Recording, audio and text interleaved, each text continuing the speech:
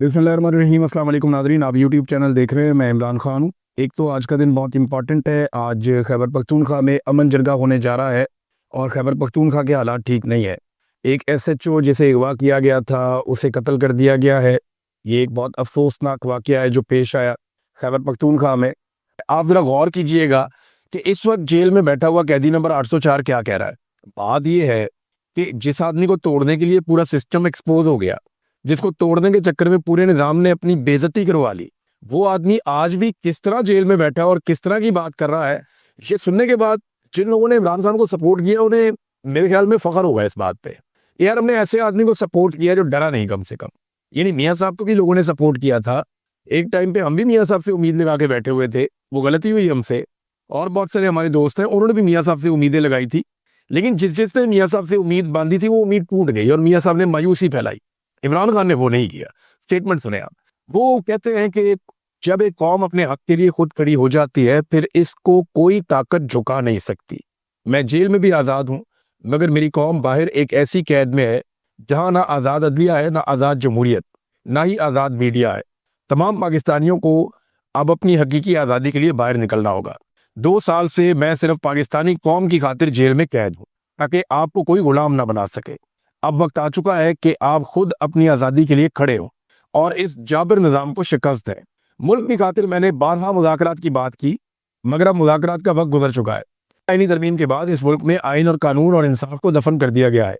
हमें अदालतों से इंसाफ की जो उम्मीद थी वो मुकम्मल तौर पर ख़त्म हो चुकी है।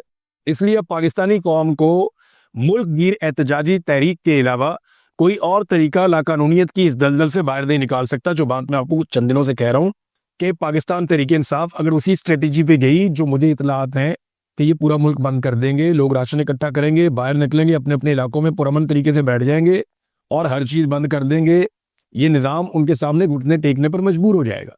इमरान खान साहब वही बात कर रहे हैं, उससे मिलती जुलती बात कर रहे हैं और वो ये कह रहे हैं कि मुज़ाकरात का वक्त गुजर चुका है। हालांकि इमरान खान साहब की पार्टी के बहुत सारे लोग बेचारे रोजाना की बुनियाद पर कोशिश करते हैं मुज़ाकरात कर ले, मुज़ाकरात कर ले। कोई यहाँ से करता है, कोई वहाँ से करता है। इमरान खान साहब को जाके जेल में बहुत सारे उनके साथी मिले, उन्होंने जाकर कहा जी मेरी ड्यूटी लगाए मैं बात करता हूँ। कोई और आता है जी मेरी ड्यूटी लगाए मैं बात करता हूँ। कर नहीं पाया कोई, और मुज़ाकरात कामयाब हो भी नहीं रहे। बल्कि मुज़ाकरात होंगे तो कामयाब होंगे। हुकूमत के साथ जब बात करते हैं तो हुकूमत के इख्तियार में ही कुछ नहीं है। वो तो जेल के अंदर एक मुलाकात भी नहीं करवा सकते, बेचारे इतने मजबूर हैं। तो इमरान खान साहब ने कहा कि एहतजाजी तहरीक के अलावा कोई और तरीका लाकानूनियत की इस दलदल से बाहर नहीं निकाल सकता पाकिस्तानी कौम को। मुल्क गिर तहरीक का मुकम्मल नया अमल इसी हफ्ते पेश किया जाएगा। इसी रोज हमारी मुल्क गिर एहतजाजी तहरीक का नुक्ता उरूज होगा। अब किसी से किसी भी किस्म के मुज़ाकरात नहीं होंगे, सिर्फ और सिर्फ सड़कों पर एहतजाज होगा ताकि कौम जबरदस्ती के मुसल्लत करदा कठपुतली हुक्मरानों से निजात हासिल करे। दो टोक पैगाम दे रहा हूं कि तहरीक इंसाफ का जो ओहदेदार इस तहरीक का वजन नहीं उठा सकता वो अभी से अलग हो जाए। जिन लोगों ने उनके आगे घुटने टेके हुए हैं वो याद रखे, कुछ अरसे बाद यही लोग इन्हें क्रश कर देंगे और अवाम भी इन्हें कभी माफ नहीं करेगी। मैं एक ऐसी कैद काट रहा हूं जहां रोजाना 22 घंटे मुझे 6x8 के सेल में बंद रखा जाता है। पुलिस एहलकार तक मुझसे बात नहीं कर सकते, मेरे वकला और साथी मुझसे नहीं मिल पाते। मेरे अहल खाना को एक हफ्ते बाद चंद मिनट के लिए मिलने दिया जाता है और अक्सर उन्हें भी रोक दिया जाता है। 10 माह से मेरे जाती डॉक्टर से मेरा मुआयना नहीं करवाया गया। पिछले एक हफ्ते से तो मेरा अखबार और टीवी भी बंद है। जो किताबें मुझे खानदान की तरफ से भिजवाई जाती हैं वो तक मुझे मुहैया नहीं की जाती और सुपरिटेंडेंट के कमरे में पड़ी रहती। मेरी एहलिया को भी बदतरीन हालात में कैद तन्हाई में रखा हुआ है। इस सब के पीछे एस्टेब्लिशमेंट और इसके मगल बच्चों का हाथ है। ये सब कुछ मुझे तोड़ने के लिए किया जाता है, लेकिन मैं आखिरी सांस तक जुल्म के खिलाफ खड़ा रहूंगा। हमने कबायली इलाकों को कई दहाइयों बाद इनके आईनी और कानूनी हकूक दिलाए और इलाके की तामीर नो और तरक्की के लिए भरपूर वसाइल मुहैया किए।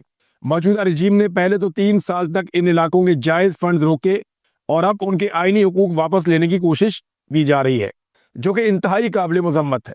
ये वही बात है जो मैं आपको बता रहा था कि कबायली इलाकों से जो है उनका हक वापस छीना जा रहा है। उन्हें खैबर पख्तूनख्वा में शामिल किया गया, उनका बजट उन्हें नहीं दिया गया, आज उनसे उनका हक वापस छीना जा रहा है। हमारे पार्लियामेंटेरियंस और नुमाइंदों ने इन इकदामात का बाइकआउट करके अच्छा फैसला किया। हमारे पंजाब के एमपीएस को जाली हुकूमत के बजट के दौरान एहतजाज करने पर मुअत्तल करने के पीछे यही वजह है कि मरियम नवाज के खिलाफ एहतजाज इनको बहुत नागवार गुजरा है। हालांकि हमेशा बजट के दौरान एहतजाज होता आया है। साबिक वज़ीर-ए-आज़म इमरान खान का अडयाला जेल से पैगाम, और जो बात इमरान खान साहब ने कही है उसी में सारी बात का जवाब है। 2 साल से मैं सिर्फ पाकिस्तानी कौम की खातिर जेल में कैद हूं ताकि आपको कोई गुलाम ना बना सके। लेकिन इमरान खान कह रहा है मैं अपनी कौम की वजह से जेल में कैद हूं, अपने बच्चों के लिए कैद नहीं है जेल में। बच्चे तो उसके बरतानिया में रहते हैं, वो तो बेहतरीन जिंदगी गुजार रहे हैं। उनकी जो फैमिली है, जो उनकी वालदा है, उनके पास पैसे भी हैं। ये बच्चे भी बरतानिया में खुशहाल है। पाकिस्तान के अंदर तो कुछ तकालीफ है, तो वहां पे तो तकालीफ भी नहीं है बरतानिया में। तो इमरान खान अपने बच्चों के लिए तो नहीं लड़ रहा, पाकिस्तान के बच्चों के लिए लड़ रहा है, पाकिस्तान की नस्लों के लिए लड़ रहा है और मुश्किल तरीन जेल काट रहा है। तो इमरान खान की लड़ाई अगर पाकिस्तानियों के लिए है तो पाकिस्तानियों का ज्यादा हक बनता है कि वो निकल के एहतजाज करे और लड़ाई करे। लेकिन क्योंकि वो इमरान खान के बेटे हैं, तो वो बेटे होने के नाते उनका भी हक बनता है। तो वो अब अपना एक फर्ज वो समझ रहे हैं कि जब हम बेटे हैं तो हमें खड़े होना चाहिए। लेकिन पाकिस्तानियों का खड़ा होना ज्यादा जरूरी है। इससे जो लोग उम्मीद बांध रहे हैं उन्हें चाहिए वो खुद खड़े होते। नंबर 2, जब नवाज शरीफ वजीर आजम होता है तो उसके बच्चे बैठ के इंटरव्यूज करते हैं सरकारी अफसरान के कि हमारे लिए काम करोगे या हुकूमत के लिए काम करोगे, सरकार के लिए काम करोगे, रियासत के लिए काम करोगे। अपनी वफादारियों की बुनियाद के ऊपर बंदे भर्ती किए जाते हैं। उस वक्त मरूसियत का किसी को कोई याद नहीं होता। नवाज शरीफ ने अपनी बेटी को वजीर आला बनाया, अपने भाई को वजीर आजम बनाया, मरूसियत नहीं आई यहाँ पे। जरदारी ने अपने बेटे और बेटी दोनों को बनाया, वहां मरूसियत नहीं आई। इमरान खान जेल में कैद है, जब वो वजीर आजम था उसने अपने बेटों को एक टके का फायदा नहीं दिया, और आज जब वो जेल में कैद है उसके बेटे उसकी रिहाई के लिए कोशिश करें तो ये मरूसियत हो गई। फटे मुंह, मैं क्या कहूँ अब यार, अच्छी गरीबी सोच है। बुग्ज पता नहीं लोगों को कहाँ लेकर चला जाता है। ये हुकूमत जो कुछ भी कर रही है वो ज्यादती कर रही है। अदलिया को कंट्रोल कर दिया गया है, इदारों को कंट्रोल कर दिया गया है, इमरान खान के साथ ज्यादती हो रही है। इन बातों में सबका कंसेंसस है। और ये सारे लोग जो है ये चोरी पकड़ते हैं इस हुकूमत की। जो कोर्ट में वो जजेस और अदलिया को वहां से पकड़ते हैं, जो लोग पॉलिटिक्स को जानते हैं वो इनकी पॉलिटिकल डिसऑनेस्टी जो है उसको पकड़ते हैं, जो लोग इकोनॉमी को जानते हैं वो वहां से पकड़ते हैं। तो ये इन सारे लोगों को उन्होंने शॉर्टलिस्ट किया कि इन लोगों को फारिग कर दिया या इन लोगों से जान छुड़ाई जाए। प्रोपेगेंडा क्या किया जा रहा है, ये बहुत अजीब बात है। इसको जरा थोड़ा सीधा कर लेते हैं मामले को। प्रोपेगेंडा ये किया जा रहा है कि ये 27 लोग वो हैं जिन्होंने पाकिस्तान और इंडिया की लड़ाई के बीच में, ये प्रोपेगेंडा किया जा रहा है कि इंडिया और पाकिस्तान की लड़ाई के बीच में कहीं ये खड़े हो गए थे उस तरफ, जनाब इंडिया के साथ खड़े हो, पाकिस्तान के साथ बड़ी ज्यादती की है इन्होंने। ये है जमहूरियत का हुस्न कि आज़ादी इज़हार राय भी होती है। पाकिस्तान में आप बात ही नहीं कर सकते, जो बात करता है उसको कुचल के रख देते हैं, उसको दबा कर रख देते हैं। अब इस वक्त हालात ये है कि जो सबसे बड़ा बात करने वाला आदमी है वो जेल के अंदर बंद है। यानी सिर्फ आसिम मुनीर साहब की एक्सटेंशन और इस्तिस्ना के चक्कर में पाकिस्तान का साबिक वजीर आजम और पाकिस्तान का सबसे मकबूल कौमी लीडर इमरान खान, उसके बुनियादी जो हुकूक हैं वो मुअत्तल कर दिए गए हैं।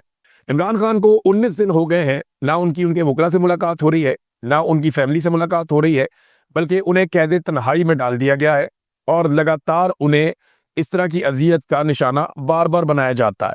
और इस मरतबा लगभग 19 दिन फिर हो गए, 3 हफ्ते होने वाले हैं।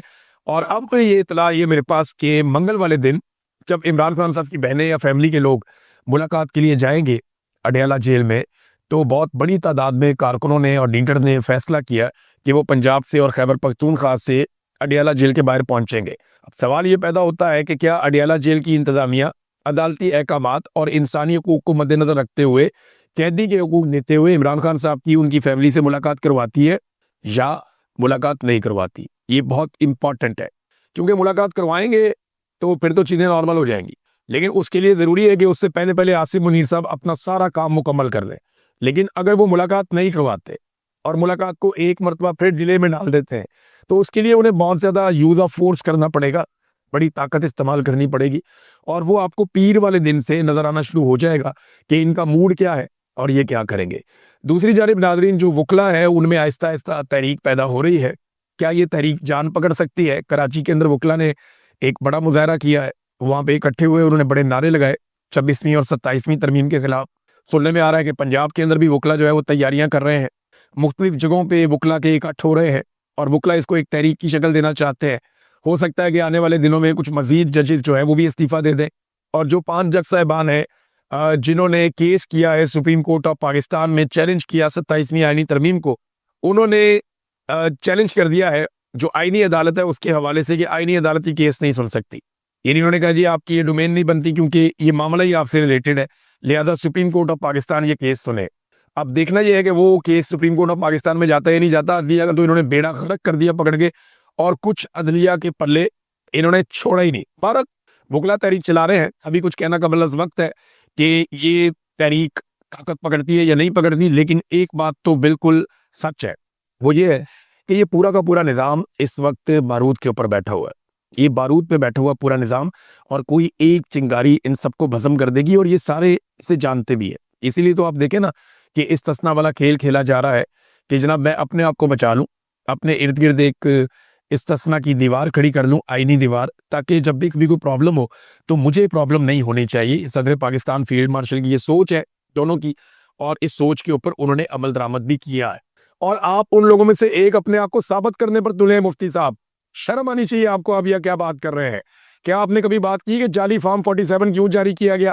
क्या आपने कभी बात की कि जनाब एस्टेब्लिशमेंट ने पाकिस्तान तहरीके इंसाफ का पूरा इलेक्शन कैसे चोरी कर लिया? क्या आपने कभी ये बात की कि 17 सीटों वाले को वज़ीर-ए-आज़म कैसे बनाया? क्या आपने कभी ये बात की कि एक पॉलिटिकल पार्टी जो 180 से ज़ायद सीटें जीत रही थी, वो कैसे उसको आपने ले जाके अपोजिशन में बिठा दिया और उसकी आधी से ज़्यादा सीटें छीन ली? क्या आपने कभी इसके ऊपर बात की कि इद्दत वाला घटिया केस क्यों बनाया गया? क्या आपने कभी इसके ऊपर बात की कि मखसूस नशिस्तें जो है वो माले गनीमत कितना क्यों बांट दी गई? मुफ्ती साहब, आप तो उन बेचारे मौलवियों के लिए भी नहीं बोले जो तहरीके लब्बैक के थे, जिनकी लाशें गिरी मुरीदके में, और आप उनके सर के ऊपर पहले बदमाशी करते थे, और उसके बाद आपने उनके खून का भी सौदा कर दिया। और अब आप कौम को सिखाएंगे कि क्या होती है जमहूरियत और क्या होती है सियासत, ये आप बताएंगे। मुफ्ती साहब, डोनाल्ड ट्रंप ने अमरीकी एस्टेब्लिशमेंट के खिलाफ इलेक्शन जीता था, वहां पे वो फॉर्म 47 जारी नहीं किया उन्होंने डोनाल्ड ट्रंप की हुकूमत को तस्लीम किया, तभी उनका निजाम आगे चला है। इसीलिए वो सुपर पावर है दुनिया की। पाकिस्तान में सबसे पहले आप एस्टेब्लिशमेंट को ये कहिए, आप सबसे पहले फील्ड मार्शल को कहिए कि वो आवाम के मैंडेट का एहतराम करें। आप उन्हें ये कहें कि जनाब आवाम ने जिसको वोट डाला आप उसको हुकूमत दें। सियासतदानों का मैंडेट छीन कर फिर आप कहते हैं जनाब सियासतदान आपस में बैठते क्यों नहीं, बात क्यों नहीं करते? सियासतदान तो सारे आपस में मिलकर बैठे हुए हैं। यानी जितने लोगों को मैंडेट चोरी करके दिया, पीपल्स पार्टी, पीएमएलएन, सारी जिंदगी लड़ते रहे, अब सारे इकट्ठे होकर बैठे हुए। तो ये कौम को ना बेवकूफ बनाना बंद करें। कौम बेवकूफ नहीं है, आप लोगों की चालाकियां और होशियारियां कौम बड़ी अच्छी तरह आप जानती है। तो ये मुफ्ती मुनीफ साहब को बताना बहुत जरूरी था कि सियासी मुखालफत अपनी जगह पे, सियासतदान हमेशा इकट्ठे हो जाते हैं अगर कोई तीसरा फरीक उनका मैंडेट चोरी ना करे और मुदाखलत ना करे। तो बदतरीन सियासी मुखालफिन आज भी इकट्ठे, पीपल्स पार्टी, पीएमएलएन, फजलुर रहमान से पीटीआई के लोग बैठते हैं, बैठ के बातचीत करते हैं। पीटीआई के लोगों ने अभी थोड़े दिन पहले तमाम जितने भी मुख्तलिफ पॉलिटिकल पार्टीज हैं उन सबको बुलाकर जरगा किया, बल्कि पीएमएलएन का वहां पे सेक्रेटरी जनरल रखा। अब आप ताने दे रहे हैं बैठ के, ताने आप इसके दे रहे हैं कि आपको चाबी भरी जाती है मौलवी साहब एस्टेब्लिशमेंट की जानिब से, और आप वो चाबी आपको भरी जाती है तो आप चाबी की तरह चलना शुरू हो जाते हैं। जनाब बताएं ना,